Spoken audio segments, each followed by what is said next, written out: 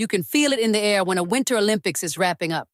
The final medals, the last runs, the last turns on ice, the last slow-motion replays where everyone holds their breath together.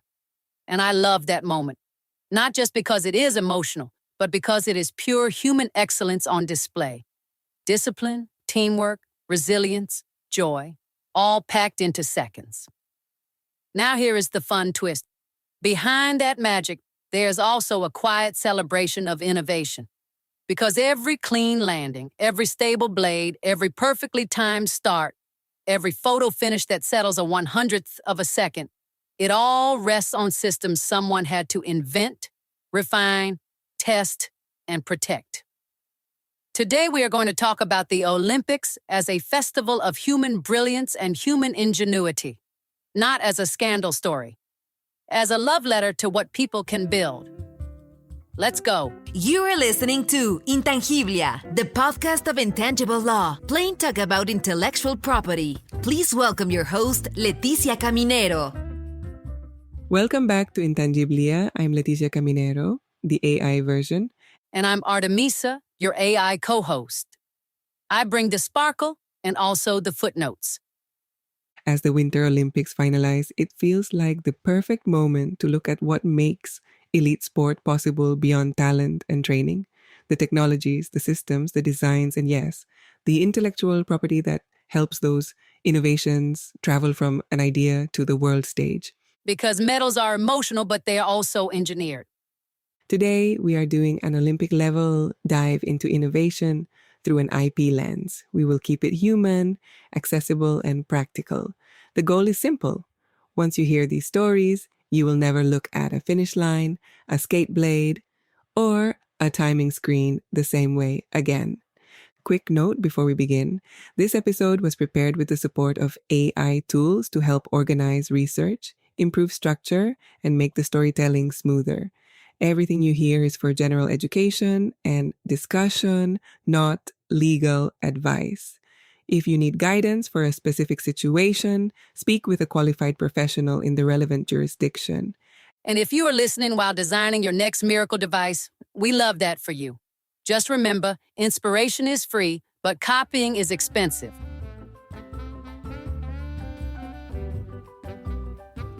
All right, let's get into it. Let's begin in the water. Because if there is one moment in modern Olympic history when innovation became impossible to ignore, it was in the swimming pool. Ah, yes. The era when the scoreboard looked like it was having a nervous breakdown. World record. World record. Another one. Again. During the late 2000s, performance suits evolved dramatically. These were not just swimsuits. They were engineered systems. Compression zones, bonded seams, hydrodynamic panel construction, surface texture designed to interact with water in a very specific way.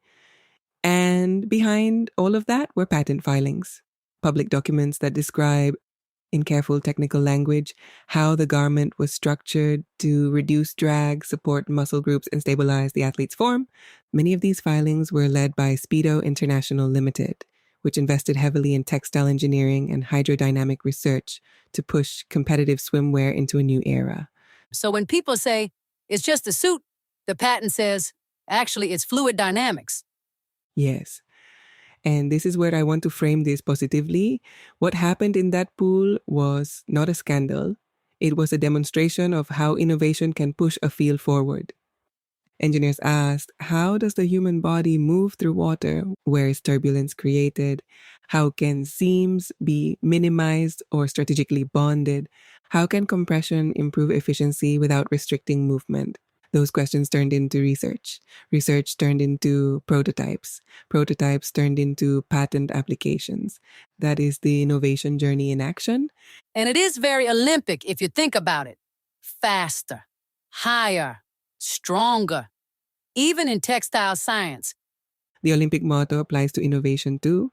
The patents behind these suits describe panel configurations that contour to the body in specific ways, seam construction techniques that reduce surface disruption, and material compositions designed to compress and support key muscle groups.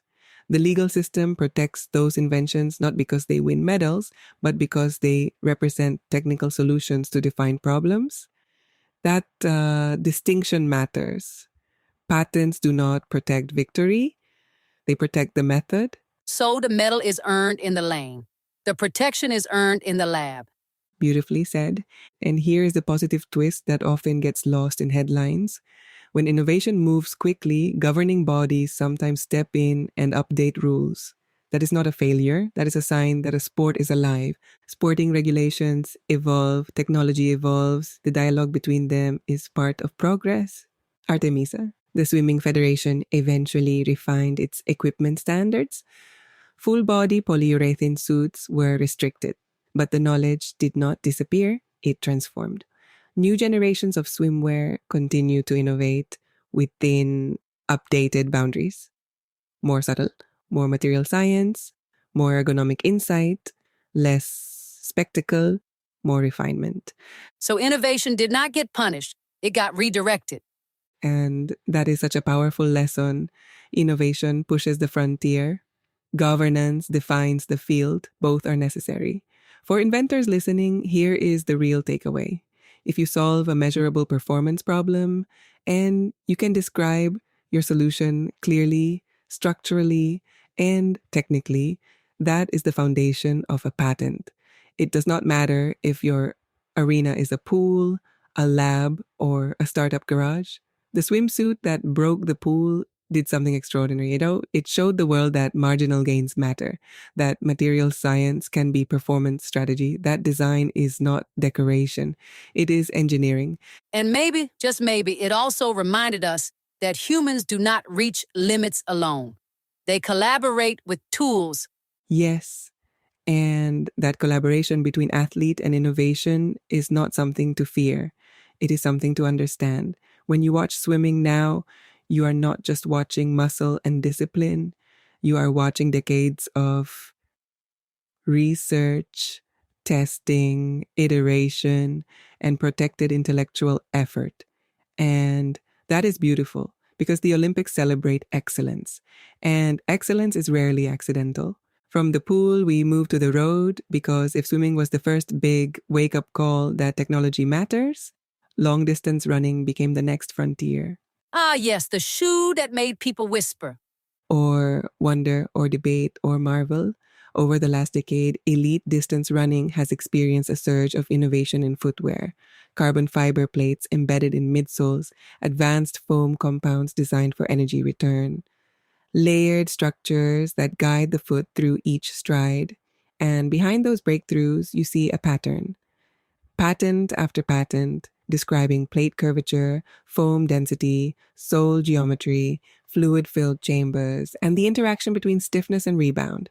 Companies like Nike Incorporated were particularly visible in this wave of innovation, filing extensive patents around plate systems and energy return technologies that reshaped competitive running footwear. So not just a shoe, a mechanical system. A system engineered to optimize how force is absorbed, stored, and released. Here is what makes this story so positive. Human movement is complex. Every stride is a transfer of energy. The body hits the ground, absorbs impact, stabilizes, then propels forward. For decades, footwear innovation focused on cushioning or durability. Then designers started asking a deeper question. What if we could return some of that energy? What if the shoe could act like a spring, not just a cushion? That thinking led to curved carbon plates embedded inside highly resilient foam structures. The plate helps stiffen the shoe in specific directions, guiding the foot and improving efficiency. The foam compresses and rebounds. Together, they create a smoother, more energy-efficient stride. So instead of fighting gravity, the shoe collaborates with physics. Now, when performance jumps noticeably, discussions follow. Is it fair? Is it too much? Should regulations adapt? And here is where I see something very healthy. Sport evolves, innovation tests boundaries, governing bodies respond with clear equipment standards. Instead of seeing that as conflict, I see it as dialogue. Patents disclose the structure. They describe how the plate is positioned, how thick it is, how it curves, how it interacts with the midsole. That disclosure fuels competition. Other brands study the filings, they design around them, they improve on them, they refine geometry, they experiment with different materials. This is the innovation cycle in action. One company files, another company iterates. Athletes benefit. And the important legal point here is that patents do not freeze the market. They do the opposite. They publish the blueprint. In exchange for limited exclusivity, the inventor reveals the method. That public disclosure pushes the entire field forward. Competitors innovate differently. Regulators understand the mechanics. Researchers build on what is known. That is why I love this case cluster. It shows how intellectual property is not about blocking progress, it is about structuring it. So the so-called arms race is actually a research race. Yes, a race of ideas. And here is the human side. No shoe runs alone. The athlete still trains, still suffers, still strategizes, still executes under pressure. Technology supports, but it does not replace effort. When you see an Olympic marathoner glide over the pavement, you are witnessing biomechanics, training science, mental strength, and material engineering working together. And that collaboration is inspiring. For innovators listening, here's your takeaway. If you identify a problem in movement, friction, energy transfer, stability, or comfort, and you can engineer a structural solution, that solution can become protectable intellectual property. The carbon plate era reminds us that marginal gains compound, and that small structural decisions can reshape an entire industry. And maybe the most Olympic part of it all is this. We are not just trying to run faster. We are trying to understand how we run. Yes. And when curiosity meets engineering, and engineering meets protection, and protection meets global competition, something extraordinary happens. You do not just break records, you build new standards. Now we move from asphalt to ice. And if there is one invention that beautifully captures how a small mechanical idea can transform an entire sport, it is the clapskate. At first glance, it looks like a minor modification, a blade that detaches at the heel and reconnects with a hinge mechanism. But that hinge changes everything. Traditional speed skates forced the blade to leave the ice as soon as the heel lifted. The clapskate allowed the blade to stay in contact with the ice longer during the push-off phase, increasing efficiency and power transfer. What sounds simple in theory represents deep biomechanical insight and engineering precision. Patent filings around clapskate technology describe hinge systems, blade mounting structures, frame configurations, and stability mechanisms that allow this extended contact while maintaining control. Companies such as Viking Ice Skating BV were central to developing and patenting these hinged blade systems, while manufacturers like Bont Footwear Pitai Leti contributed to advancing high-performance skate design in the competitive ecosystem. This was not cosmetic design, it was physics in motion. So one hinge extended contact with ice by milliseconds, and those milliseconds became metals. And what I love about this story is how positive it is. Engineers studied how athletes generated force and asked where is energy being lost. They identified a mechanical constraint and redesigned it. That redesign required structural innovation. How should the hinge behave under pressure? How do you maintain alignment? How do you prevent instability at high speed? The patents disclose those answers. They show the thought process, the problem solving, the testing. And when athletes began using this new skate, performance levels rose, records fell, the sport evolved. That is not an unfair shortcut. That is applied science. Yes, it is a reminder that innovation often looks small from the outside, but represents years of refinement. And here is another positive dimension. Once disclosed, the technology did not stay secret. The patent system made it public. Other manufacturers could study the design. They could license it, design around it, improve upon it. That transparency fuels progress. It creates an ecosystem instead of a monopoly of mystery. So the hinge did not just change skating technique. It changed the industry around it. Precisely. The clapskate story teaches that even in a niche winter sport, intellectual property plays a constructive role. It incentivizes research, protects investment, and rewards structural breakthroughs. But it also invites competition once the invention is revealed. That balance between protection and disclosure is what keeps innovation alive. Intangiblia, the podcast of intangible law, plain talk about intellectual property. When you watch speed skating at the Winter Olympics, the elegance is mesmerizing. The glide looks effortless. But beneath that smooth motion is a carefully engineered relationship between blade and ice. A mechanical system that optimizes force transfer, timing, and stability. That system exists because someone was curious enough to question tradition and bold enough to redesign it. And that is very Olympic. Question the limit. Redesign the limit. Then glide past it. Yes, the skate that changed ice physics reminds us that progress is often a hinge away. Small structural insight, properly protected, properly disclosed, and thoughtfully integrated can elevate an entire sport. It is not about replacing the athlete. It is about empowering the athlete with better tools. And when human determination meets refined engineering, the result is not controversy. It is possibility.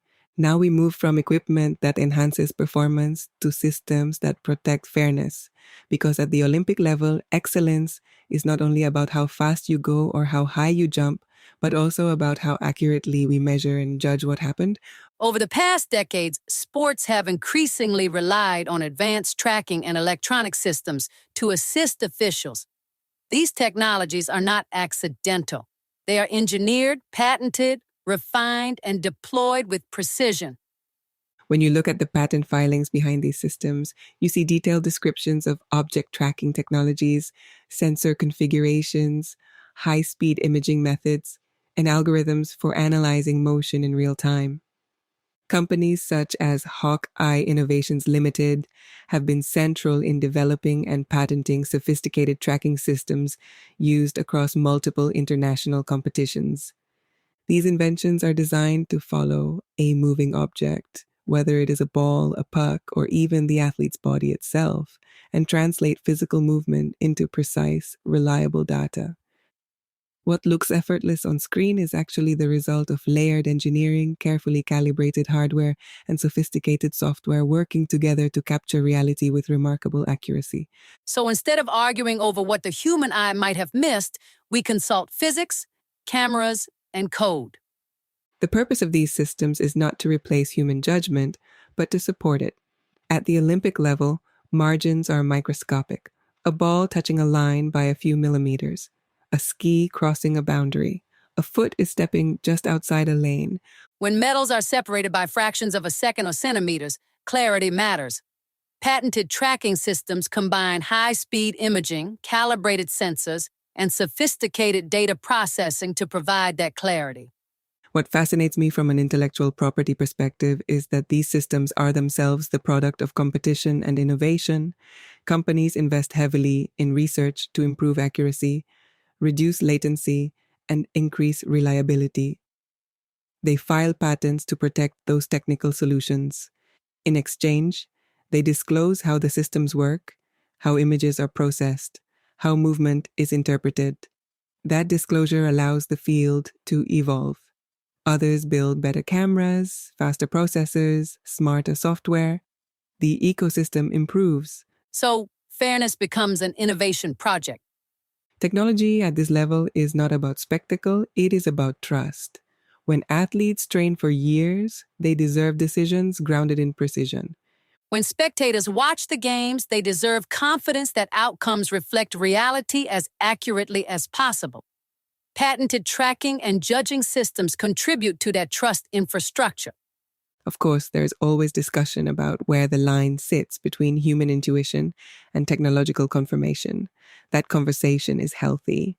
But what is undeniable is that the development of these systems represents human ingenuity applied to integrity. Engineers asked, how can we reduce uncertainty? How can we measure movement more precisely? How can we support referees under immense pressure? Those questions became prototypes. Prototypes became patent filings. Patent filings became global systems deployed on the world's biggest stage. So when we see a line called confirmed in slow motion, what we are really seeing is years of research condensed into one decisive frame. When technology becomes the referee, it does not diminish sport, it strengthens it. It reinforces the idea that excellence deserves accurate recognition. And from an IP perspective, it shows how innovation can serve not just performance, but fairness itself. At the Olympics, victory is emotional, but fairness is foundational. And behind that foundation, quietly, are inventors, engineers, and patent documents ensuring that when the decision comes, it reflects the truth of what happened on the field, on the track, or on the ice. Now we arrive at the quietest hero of the Olympic Games, the one who does not run, skate, or swim, yet still decides everything: time, and more specifically, the technology that measures it. At the Olympic level, victory can be separated by 100th, sometimes even 1,000th of a second. That margin is invisible to the human eye. It exists only because someone invented a way to capture it. When we look at the patent history of photo finish cameras and electronic timing systems, we see a remarkable lineage of precision engineering devoted to a single purpose: measuring reality with extraordinary accuracy.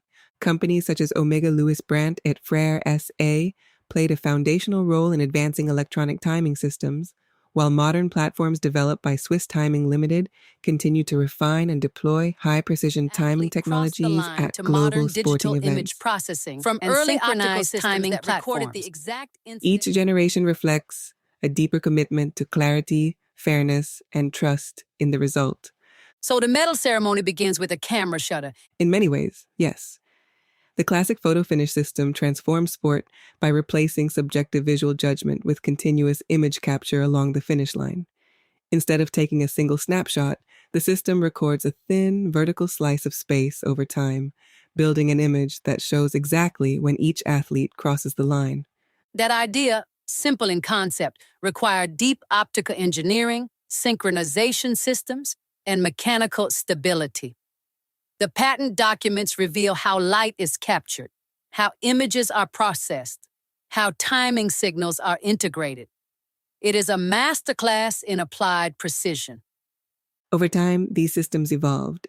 Electronic timing pads in swimming pools detect the exact moment a swimmer touches the wall. Starting blocks incorporate sensors to detect false starts. Digital systems synchronize multiple cameras and clocks so that results are not just fast, but harmonized across venues and broadcasts. Each improvement is documented, protected, and disclosed through patent filings.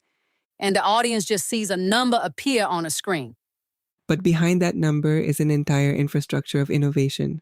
And what makes this story so positive is that timing technology is about honoring effort. When an athlete trains for years and delivers the performance of a lifetime, they deserve a result that reflects the truth of that performance down to the smallest measurable fraction. Precision is a form of respect. From an intellectual property perspective, these systems demonstrate the beauty of incremental innovation. Each patent builds upon previous knowledge, refining sensors, improving image clarity, reducing latency, enhancing synchronization. The patent system ensures that inventors are rewarded for pushing accuracy further, while also contributing technical knowledge to the public record. So 1,000th of a second is not just a measurement, it is a promise. Yes, a promise that excellence will be recognized as accurately as possible, a promise that fairness will be grounded in data, and a reminder that innovation does not always look dramatic. Sometimes it looks like a clock that simply works.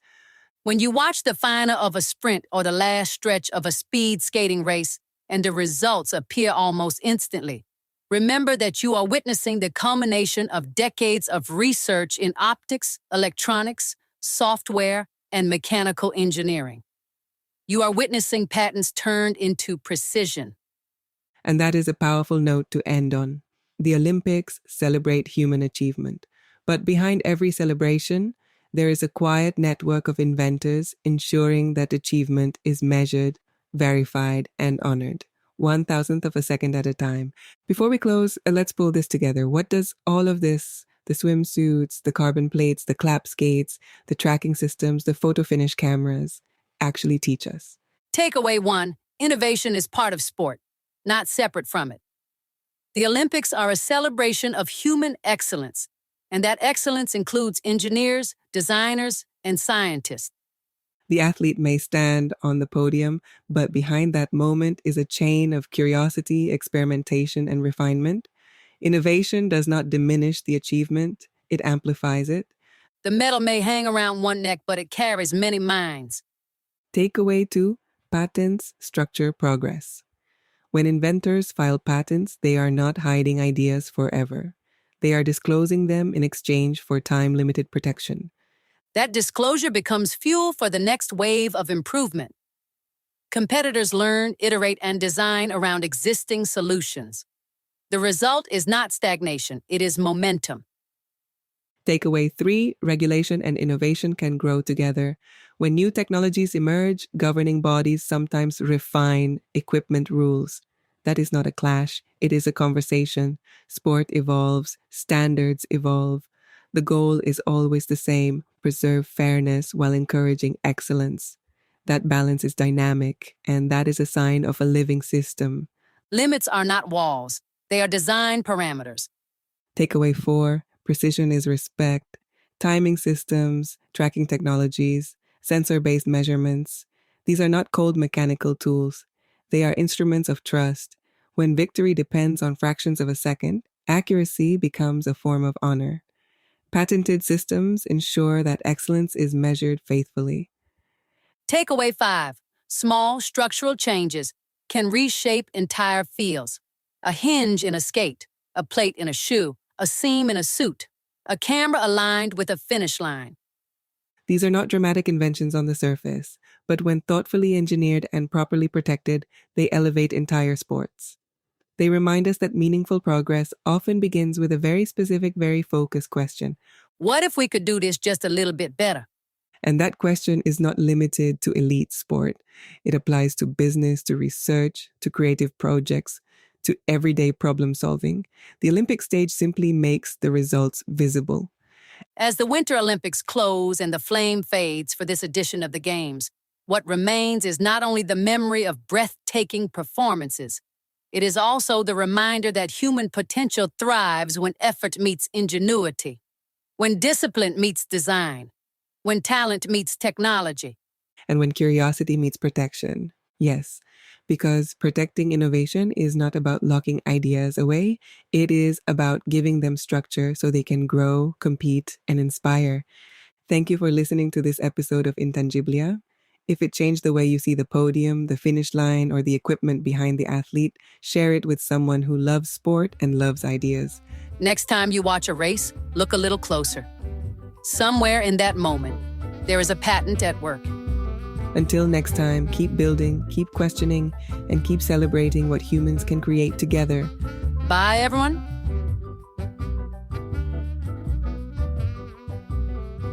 Thank you for listening to Intangiblia, the podcast of intangible law, plain talk about intellectual property. Did you like what we talked today? Please share with your network. Do you want to learn more about intellectual property? Subscribe now on your favorite podcast player. Follow us on Instagram, Facebook, LinkedIn, and Twitter. Visit our website www.intangiblia.com.